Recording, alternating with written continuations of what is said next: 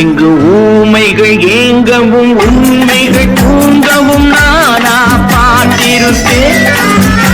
ஒரு கடவுள் உண்டு, அவன் கொள்கை உண்டு, அதை எப்போதும் காத்திருப்பேன்.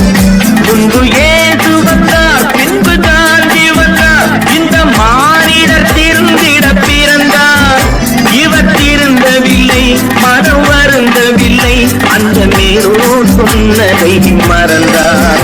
அந்த மேலோர் சொன்னதை மறந்தார். நான் ஆணையிட்டால் அது நடந்து விட்டால் இங்கு ஏழைகள் வேதனை படமாட்டார். உயிர் உள்ளவரை ஒரு துன்பமில்லை, அவர் கண்ணீர் கடலிலே விழமாட்டார். அவர் கண்ணீர் கடலிலே விழமாட்டார்.